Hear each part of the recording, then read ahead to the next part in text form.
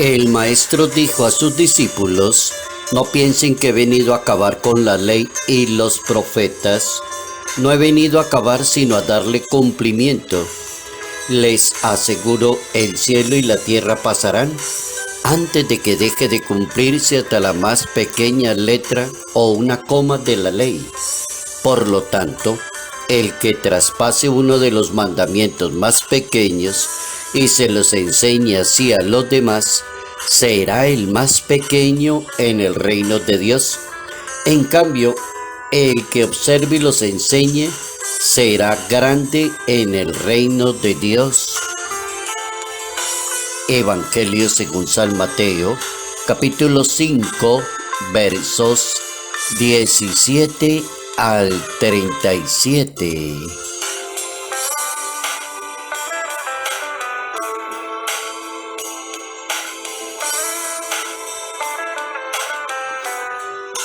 Aprendemos a pensar como lo haría Dios.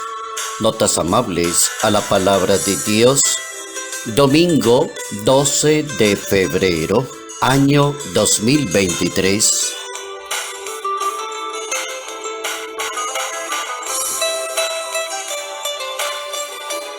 Aprendemos a pensar como lo haría Dios.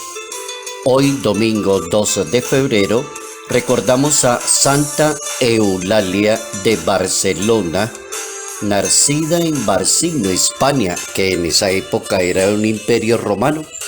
Estaba corriendo el siglo III de la historia del cristianismo. Muere martirizada a los 12 años de edad por no negarse a rendir culto a otros dioses. Santa Eulalia de Barcelona.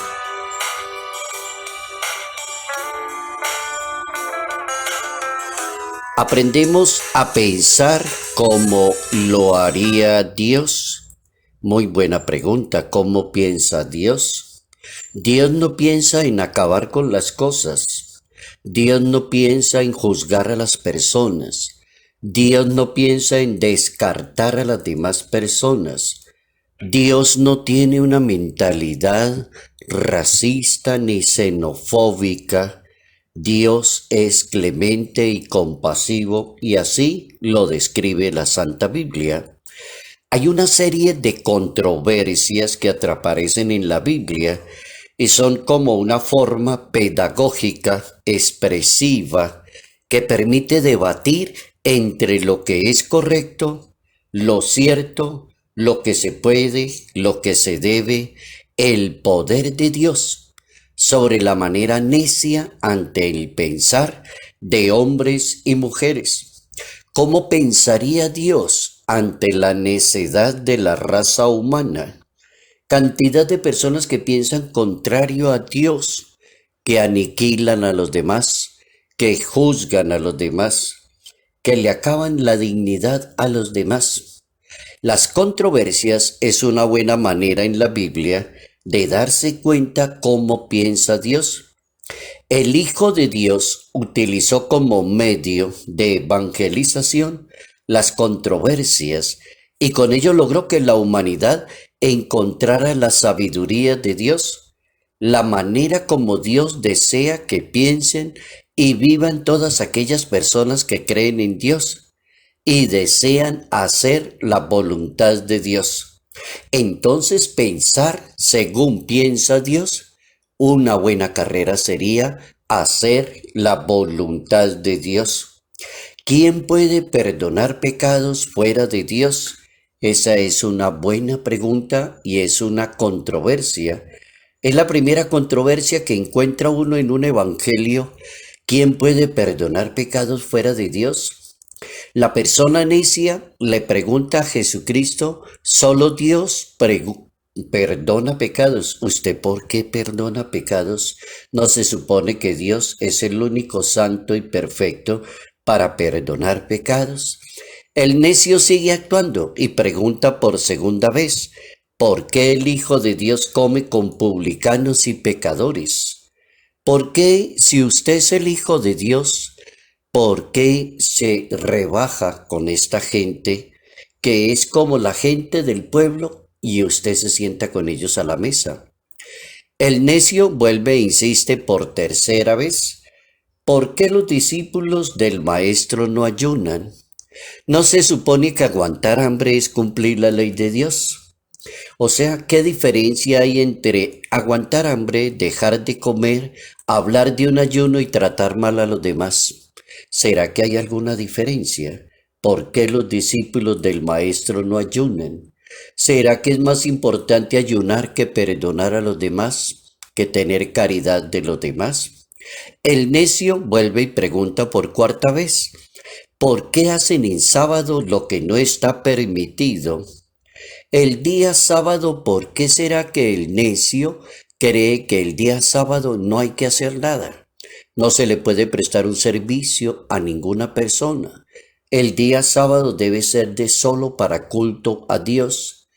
Y Jesucristo pregunta: si un animal se cae un sábado, en un hueco profundo no lo sacan y lo dejan morir.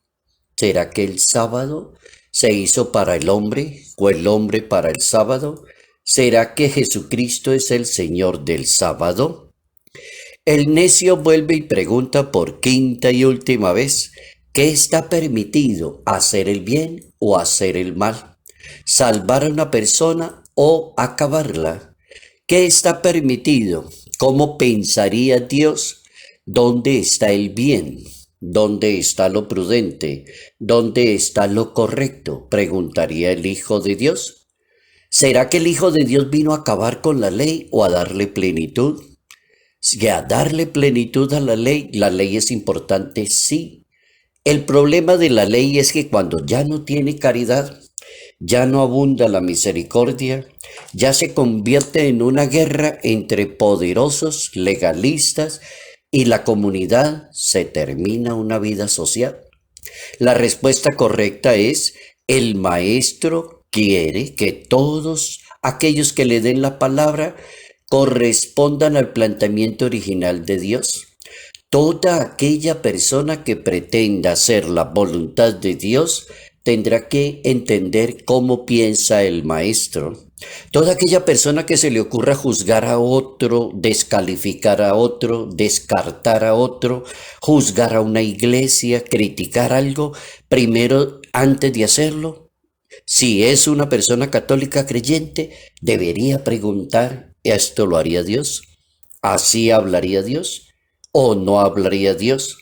Ningún creyente debe manipular o enseñar incorrectamente la ley de Dios. Nadie debería hacerlo. Toda persona creyente debería ser justa, debería ser respetuosa, debería ser prudente y hacer permanentemente la voluntad de Dios. Un buen creyente no se deja llevar por la cólera, trata con bondad y misericordia a los demás.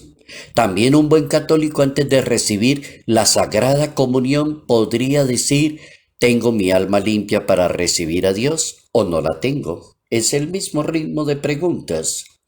El Papa Francisco enseña que Jesús revoluciona y sacude fuertemente aquella mentalidad cerrada por los prejuicios de los seres humanos. No deroga la ley, sino que lleva a plenitud la ley, declarando la ineficacia que tiene, por ejemplo, la ley del talión, declarando que Dios no se complace con las personas que son extremadamente observantes del sábado, que desprecia al hombre y lo condena. No es esa la ley de Dios, sino que salva. Dios está para salvar y para darle la mano a los demás. Un buen bautizado cumple con los mandatos de su Señor. Un buen cristiano y un buen católico aprende a pensar, a actuar, a decidir como lo haría Dios.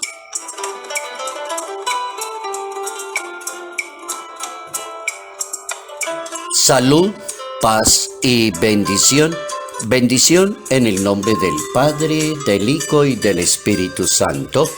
Padre Jairo Yate Ramírez, Arquidiócesis de Ibagué.